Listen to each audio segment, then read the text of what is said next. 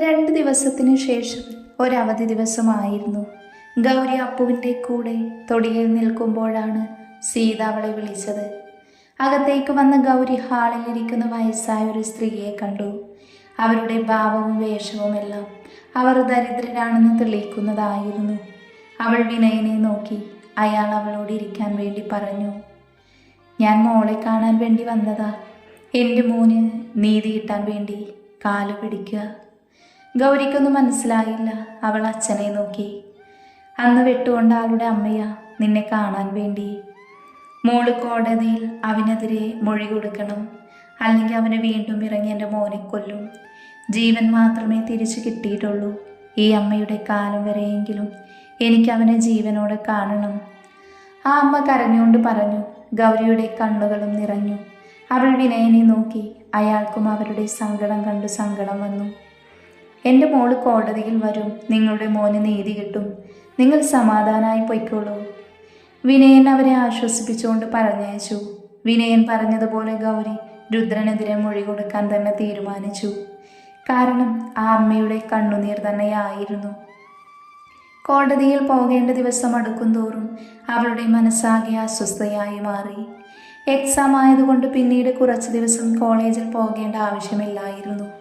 അതുകൊണ്ട് സ്വാതിയെയും ശ്രേയയും കാണാനും പറ്റിയില്ല. എങ്കിലും ഗൗരി മൊഴി കൊടുക്കുന്ന കാര്യം അവരെ ഫോണിൽ വിളിച്ചറിയിച്ചു. ഒപ്പം ആ അമ്മയുടെ ദയനീയാവസ്ഥയും.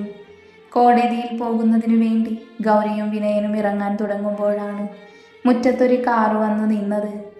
അതിൽ നിന്നും ഇറങ്ങി കാർത്തി അവരുടെ അടുത്തേക്ക് നടന്നു. ഞാൻ കാർത്തിക് ദേവ്, സൂര്യമംഗലത്തെ. അത് പറഞ്ഞതും ഗൗരിക്ക് കാര്യം പിടികിട്ടി.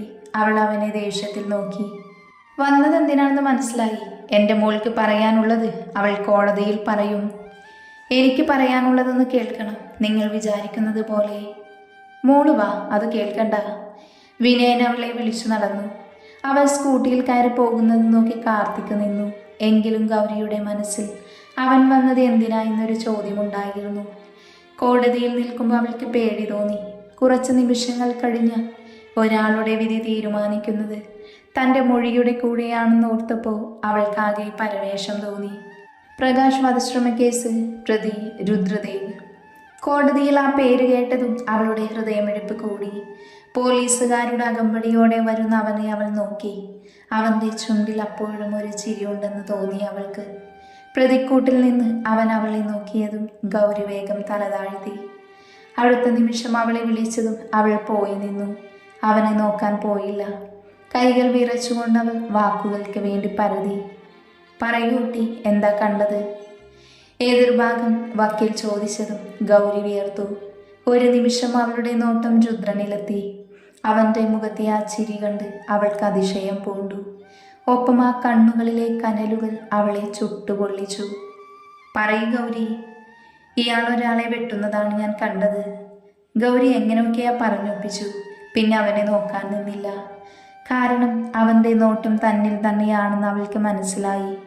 ഈ നിൽക്കുന്ന രുദ്രദേവ് തന്നെയായിരുന്നു വെട്ടിയത്. അതെ.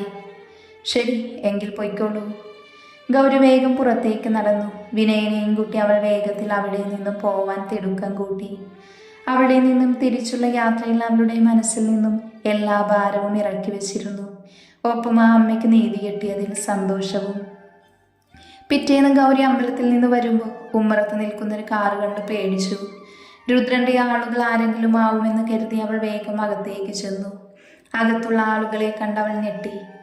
അരുണും അമ്മയുമായിരുന്നു. അവരെ കണ്ടവൾ അകത്തേക്ക് പോകാൻ നിന്നതും അരുണിൻ്റെ അമ്മ അവളെ പിടിച്ചു നിർത്തി. അവൾ അരുണിനെ നോക്കാതെ നിന്നു. എങ്ങോട്ടാ ഓടുന്നേ? ഞങ്ങളൊരു കാര്യം അങ്ങ് ഉറപ്പിച്ചു. ഇനി മോളുടെ സമ്മതം കൂടെ വേണം. അവൾ വിനയനെയും സീതയെയും നോക്കി. അവരുടെ ചിരിയിൽ നിന്നും അവൾക്ക് സമ്മതമാണെന്ന് അവൾ ഊഹിച്ചു. അരുണിനെ നോക്കാൻ മടി തോന്നിയെങ്കിലും അവൾ നോക്കുമ്പോൾ അവൻ്റെ നോട്ടം അവളിൽ തന്നെയായിരുന്നു. അപ്പം അത് വേഗം അങ്ങ് നടത്താമല്ലേ സീതേ?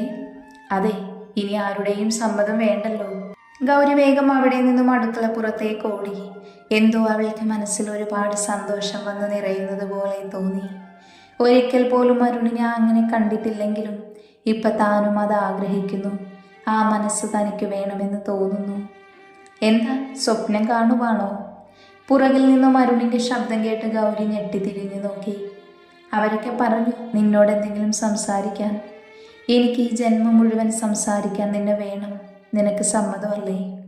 ഗൗരി നാണത്താൽ മുഖം കുനിച്ചു. അവളുടെ താടികൾ പിടിച്ച് അരുൺ മുഖം ഉയർത്തി. നിന്റെ അടുത്തുനിന്നും കേൾക്കണം എനിക്ക്. പറ. സമ്മതം. ഗൗരി അത് പറഞ്ഞ് അകത്തേക്ക് ഓടിപ്പോകുമ്പോൾ അവിടെയാകെ അവളുടെ ചിരി മുഴങ്ങി. അവളുടെ ചിരിയിൽ ലയിച്ച അരുണും. അവിടെ തുടങ്ങുകയായിരുന്നു അവരുടെ പ്രണയകാലം.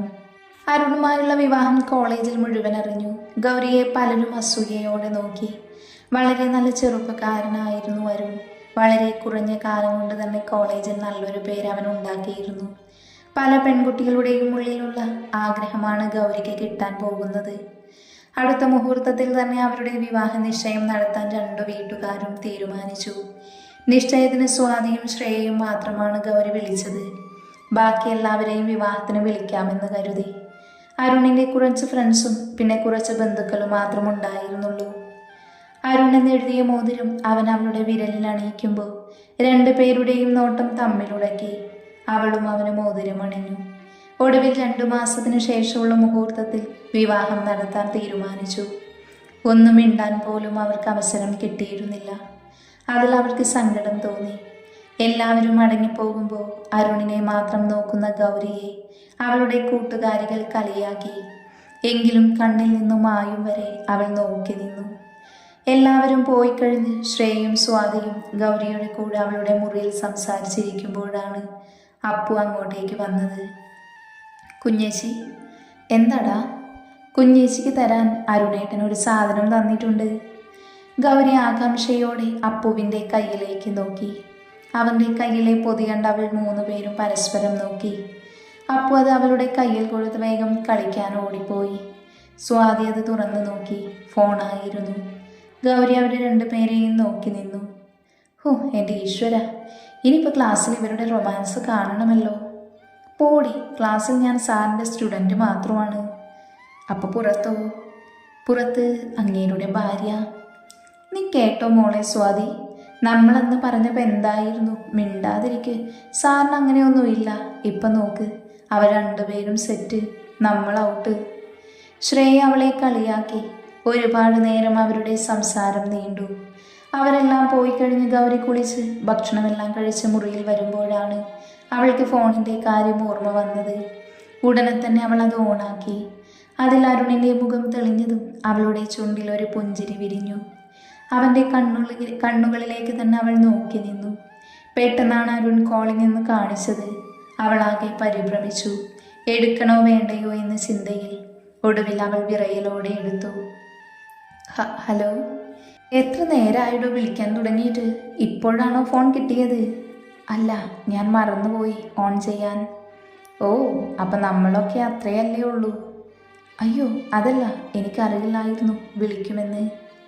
പിന്നെ എനിക്ക് വിളിക്കാനല്ലെങ്കിൽ പിന്നെന്തിനാ ഇത്? അത് സോറി. ഏയ് സോറി ഒന്നും വേണ്ട, ഞാൻ ചുമ്മാ പറഞ്ഞതല്ലേ. പിന്നെന്താ, ഭക്ഷണം കഴിച്ചോ? എല്ലാവരും കിടന്നോ? എന്താ മൂളുന്നത്? വാ തുറന്ന് സംസാരിക്ക്. അമ്മ കിടന്നു. ഓ കിടന്നു. വീട്ടിലെ ലൈറ്റൊക്കെ ഓഫ് ചെയ്തു, വാതിൽ പൂട്ടി. ഇനി എന്താ? അതെ, ഞാൻ നിന്റെ സാറല്ല. ക്ലാസ്സിലുള്ള അരുണിനെ അല്ലേ നിനക്കറിയൂ. പുറത്തുള്ള അരുൺ വേറെയാണ് മോളെ. അത് കേട്ടപ്പോൾ ഗൗരി ചിരിച്ചു. അവരുടെ സംസാരം രാത്രിയിൽ നീണ്ടു. ഒടുവിൽ ഉറക്കം പോലും നഷ്ടപ്പെട്ട അവർ അവരുടെ ഓർമ്മകളിൽ മുഴുകി. ഒന്നായി തീരാനുള്ള നാളുകൾ കാത്ത് അവർ സ്വപ്നം നെയ്തു. ഒരു ദിവസം കോളേജ് കഴിഞ്ഞ് അരുണിൻ്റെ കൂടെ ബീച്ചിൽ പോയി ഗൗരി. അവർ ഒരുമിച്ച് പോകുന്ന ആദ്യത്തെ യാത്രയായിരുന്നു അത്. അവൾ അരുണിൻ്റെ സംസാരം കേട്ട് ആകെ അന്താളിച്ചു. കുറച്ച് മാത്രം സംസാരിക്കുന്ന അരുണായിരുന്നില്ല അത്. അവർ ഒരുമിച്ച് ആ കടൽ തീരത്തിരുന്നു. പരസ്പരം ഒരുപാട് അറിഞ്ഞ നിമിഷങ്ങൾ. പ്രണയത്തിനപ്പുറം മറ്റെന്തൊക്കെയോ ആണെന്ന് തിരിച്ചറിഞ്ഞു അവർ. തിരിച്ചു പോകാൻ നേരം ഗൗരിയുടെ നോട്ടം ആ വഴിയോരത്തിരിക്കുന്ന സ്ത്രീയിൽ പതിഞ്ഞു. അവൾ അവരെ സൂക്ഷിച്ചു നോക്കി. അതെ, അവൾ അവരെവിടെയോ കണ്ടിരിക്കുന്നു. ഒടുവിൽ അവളുടെ മനസ്സിന് രുദ്രദേവ് എന്ന പേര് കടന്നു വന്നതും അവൾക്ക് അവരെ പെട്ടെന്ന് മനസ്സിലായി. അവൾ അരുണിനോട് പറഞ്ഞ് വേഗം തന്നെ അവരുടെ അടുത്തേക്ക് പോയി. അതെ, പ്രകാശിൻ്റെ അമ്മയല്ലേ? ഗൗരി അങ്ങനെ ചോദിച്ചതും അവൾ അവളെ നോക്കി. പിന്നെ ഒന്നും മിണ്ടാതെ വേഗം എഴുന്നേറ്റ് പോയി. അവൾ കുറെ വിളിച്ചു എങ്കിലും അവർ നിന്നില്ല. ഒടുവിൽ അവരുടെ അരികിൽ തന്നെ ഇരിക്കുന്ന ആ സ്ത്രീയുടെ നിന്നും ഗൗരി അത് ആരാണെന്ന് തിരക്കി. അവർക്ക് ആരുമില്ല, ഇവിടെയുള്ള കോളനിയിലാണ് താമസം. പണ്ട് നാടകങ്ങളിലൊക്കെ അഭിനയിച്ചിട്ടുണ്ട്. അപ്പോൾ ഇവർക്കൊരു മകനില്ലേ? ഇല്ല കുട്ടി, എൻ്റെ അറിവിൽ അവർക്ക് ആരുമില്ല. ഗൗരിയുടെ മനസ്സിൽ ചോദ്യങ്ങൾ ഉയർന്നു വന്നു. അവൾ അരുണിൻ്റെ അടുത്ത് വന്ന് അവനെയും കൂട്ടി കാറിൽ കയറി. പിന്നെ അതുവരെ ഉണ്ടായതെല്ലാം അവനോട് പറഞ്ഞു. അപ്പം നീ പറയുന്നത് ആ സ്ത്രീയാണ് നിന്നെ കാണാൻ വന്നതെന്നാണോ? അതേ അരുണേട്ടാ, എനിക്കുറപ്പുണ്ട്. പിന്നെന്തിനാ അവർ കള്ളം പറയുന്നേ? അതാണ് എനിക്കറിയാത്തത്. ഒരു പക്ഷെ അന്ന് കോടതിയിൽ പോകാൻ നേരം ഒരാൾ ഞങ്ങളെ കാണാൻ വന്നിരുന്നു. അയാൾ സത്യങ്ങൾ പറയാൻ വന്നതാണെങ്കിൽ നീ അത് വിട്ടേ. എന്തായാലും ഒരാളെ കൊല്ലാനുള്ള അധികാരം ആർക്കുമില്ല. അപ്പം നീ ചെയ്തത് ശരി തന്നെയാ. അവന് ശിക്ഷ കിട്ടണം. അരുൺ അങ്ങനെ പറഞ്ഞപ്പോഴാണ് ഗൗരിക്ക് ആശ്വാസമായത്. എങ്കിലും അവളുടെ മനസ്സിൽ എന്തൊക്കെയോ കിടന്നു മറിയാൻ തുടങ്ങി. നീല ജീൻസും വെള്ള ഷർട്ടും ഇട്ടൊരു ചെറുപ്പക്കാരൻ ജയിലിൽ നിന്നും കുനിഞ്ഞുകൊണ്ട് ഇറങ്ങി വന്നു. അവനെ കണ്ടതും കാർത്തി അടുത്തേക്ക് ഓടിപ്പോയി. ദേവേട്ട. അവൻ്റെ വിളിയേറ്റതും രുദ്ര ചിരിച്ചുകൊണ്ട് അവനെ കെട്ടിപ്പിടിച്ചു. അവർ രണ്ടുപേരും കൂടെ വണ്ടിയിൽ കയറി. ഏട്ടാ, ഇനിയൊരു കുഴപ്പമുണ്ടാവില്ല. അവന് ക്രിട്ടിക്കൽ സ്റ്റേജിൽ നിന്ന് മാറി. രുദ്ര പുറത്ത് തന്നെ നോക്കിയിരിക്കുകയായിരുന്നു. കാർത്തി പറയുന്നതിനൊന്നു പോലും അവൻ മറുപടി കൊടുത്തില്ല. സൂര്യമംഗലത്തെത്തി രുദ്ര കാറിൽ നിന്നും ഇറങ്ങിയതും രുക്മിണി അവൻ്റെ അടുത്തേക്ക് ഓടി. പക്ഷെ അവർക്ക് മുന്നിൽ തടസ്സം സൃഷ്ടിച്ചുകൊണ്ട് ഗംഗാധരൻ കയറി നിന്നു. രുദ്ര അകത്ത് കയറാൻ തുടങ്ങിയതും അയാൾ അവനെ തടഞ്ഞു. കണ്ട കൊലപാതകികൾക്ക് ഒന്നും താമസിക്കാനുള്ള സ്ഥലമല്ല ഇത്. അങ്ങനെയുള്ള തമ്മാടികൾ പുറത്താണ് സ്ഥാനം. രുദ്ര അയാളെ ഒന്ന് നോക്കി. പിന്നെ സൂര്യന് നേരെ നോട്ടെത്തിയതും സൂര്യനാരായണൻ തലതാഴ്ത്തി നിന്നു. അവനെ നോക്കണ്ട, എൻ്റെ തീരുമാനമാണ്. ഇവിടെ കയറി പൊറുതി തുടങ്ങാനൊന്നും വന്നതല്ല ഞാൻ. എനിക്ക് കാണേണ്ടവരെ കണ്ടിട്ട് ഞാനങ്ങ് പൊയ്ക്കോളാം. രുദ്ര ദേഷ്യത്തിൽ പറഞ്ഞുകൊണ്ട് രുക്മിണിയുടെ അടുത്തേക്ക് നീങ്ങി. അവനെ കണ്ടതും രുക്മിണി രുദ്രനെ കെട്ടിപ്പിടിച്ചു. അവരെ പുണർന്നുകൊണ്ട് രുദ്ര പറഞ്ഞു, അമ്മയ്ക്ക് വേണ്ടി എനിക്കറിയരുത്. എനിക്കതിന് അർഹതയില്ല. അവർ അവനിൽ നിന്ന് വേർപെട്ട് അവനെ ഒന്ന് നോക്കി. രുദ്ര അപ്പോഴേക്കും സൂര്യൻ്റെ അടുത്തേക്ക് ചെന്നു. അച്ഛൻ എന്തിനാ ഇങ്ങനെ തലതാഴ്ത്തി നിൽക്കുന്നേ? ഇതെല്ലാം അച്ഛൻ്റെയാണ്. അച്ഛൻ ഒരാൾ മാത്രം കഷ്ടപ്പെട്ടുണ്ടാക്കിയത്. തറവാടിൻ്റെ പേര് പറഞ്ഞ് നടക്കുന്നവരൊന്നും ഉണ്ടാക്കിയിട്ടില്ല. ഉള്ളതെല്ലാം നശിപ്പിച്ചതല്ലാതെ. രുദ്ര തന്നെയാണ് പറഞ്ഞതെന്ന് മനസ്സിലായതും ഗംഗാധരൻ്റെ ഉള്ളിൽ ദേഷ്യം നിറഞ്ഞു. അല്ല മോനെ, നീ ഉണ്ടായതിൽ പിന്നെയാണ് ഈ ഭാഗ്യമെല്ലാം അച്ഛനുണ്ടായത്. എന്നിട്ട് നീ എന്താ ഞങ്ങളിങ്ങനെ സങ്കടപ്പെടുത്തുന്നത്? ഞാൻ എങ്ങനെയാണ് അച്ഛാ? രാവിലെ എഴുന്നേറ്റ് ഓഫീസിൽ പോകാനൊന്നും എന്നെ കിട്ടില്ല. എനിക്ക് തോന്നുന്ന ശരിയിൽ കൂടെ ഞാൻ ജീവിച്ചോട്ടെ. രുദ്രഭാമയെ നോക്കിയൊന്ന് ചിരിച്ചു.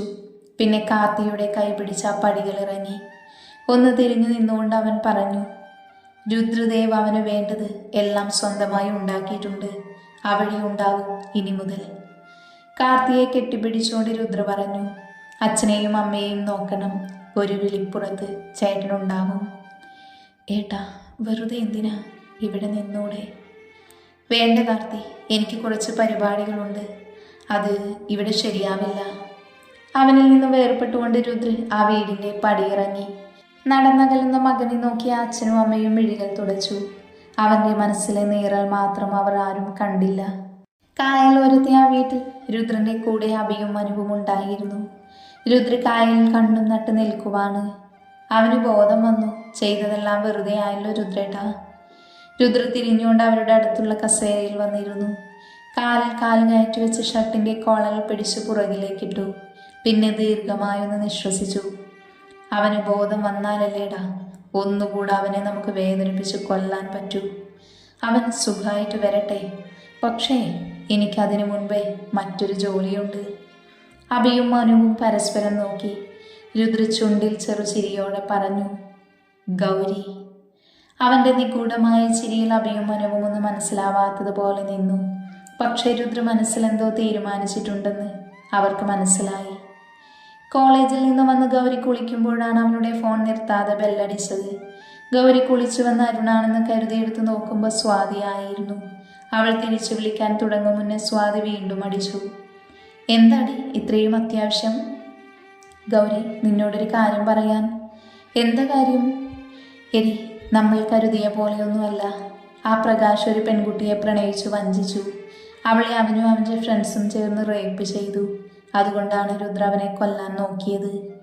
അത് കേട്ടതും ഗൗരി ആകെ തളർന്നു. അവളുടെ ഉള്ളിൽ കുറ്റബോധം നിറഞ്ഞു. എൻ്റെ ഏട്ടൻ്റെ ഫ്രണ്ടാണ് രുദ്രൻ്റെ അനിയൻ കാർത്തിയുടെ ഫ്രണ്ട്. അവൻ വഴി അറിഞ്ഞതാണ് ഞാൻ. കേട്ടപ്പോൾ നിന്നോട് പറയണമെന്ന് തോന്നി. രുദ്ര ചെയ്തത് ശരി തന്നെയായിരുന്നടി. പിന്നെ ഒരു കാര്യം കൂടെ. എന്താ? എടി, ആ രുദ്ര ജയിലിൽ നിന്നും ഇറങ്ങി ജാമ്യം കിട്ടിയത്രേ. അതുകൂടെ കേട്ടതോടെ ഗൗരി ഒന്ന് ഞെട്ടി. അവൾക്കാകെ പരിഭ്രാന്തി തോന്നി. നെറ്റിയിൽ വിയർപ്പ് തുള്ളികൾ പൊടിഞ്ഞു. മനസ്സിൽ പ്രതിക്കൂട്ടിൽ നിന്ന് ചിരിക്കുന്ന രുദ്രന്റെ മുഖം തെളിഞ്ഞു. ഒപ്പം താൻ വിരൽ ചൂണ്ടിയപ്പോൾ തനിക്ക് നേരെ നോക്കിയ നോട്ടവും. അവ രണ്ടും അവളെ വേട്ടയാടി. അവൻ്റെ മുഖത്ത് മിന്നിമറഞ്ഞ ഭാവങ്ങൾ എന്താണെന്ന് തേടിക്കൊണ്ടിരുന്നു അവളുടെ മനസ്സ്.